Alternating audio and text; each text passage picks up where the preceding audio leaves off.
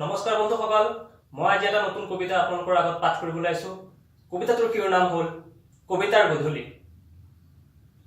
নিয়ৰ সনা এটি কবিতাৰ গধূলি, শেৱালিৰ সুবাসেৰে উপচা আজি মোৰ মন পদূলি। তোমাৰ হাতত হাত থৈ লিখি যাব খোজো বহু কবিতা, প্ৰেমৰ কবিতা, জীৱনৰ কবিতা। মনত পৰেনে তোমাৰ সেই অতীতলৈ?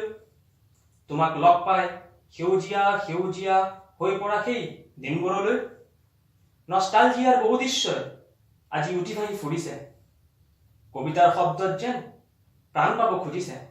কেনেকে ঘূৰিম, কি আকাৰ দিম, ছন্দ অলংকাৰ উপমাৰ অভাৱ।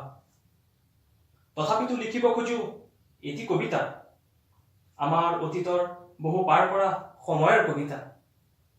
লিখিছো, গঢ়িছো, প্ৰাণ দিব খুজিছো, শাশ্বত প্ৰেমৰ অনুভূতিক কবিতাৰ ৰূপ দিছো। কেতিয়াবা নীৰৱতাৰ একান্তখনত তুমিও পঢ়িবা, শব্দৰ গৰ্ভত অন্তৰ্নিহিত প্ৰেমক স্পৰ্শ কৰিবা, অনুভৱ কৰিবা এয়াইতো আমাৰেই প্ৰেমৰ কবিতা, জীৱনৰ কবিতা। কবিতাটো শুনি আপোনালোকে কেনেকুৱা পালে? ভাল পালে নিশ্চয় লাইক কৰিব, শ্বেয়াৰ কৰিব আৰু ছাবস্ক্ৰাইব কৰিব। ধন্যবাদ।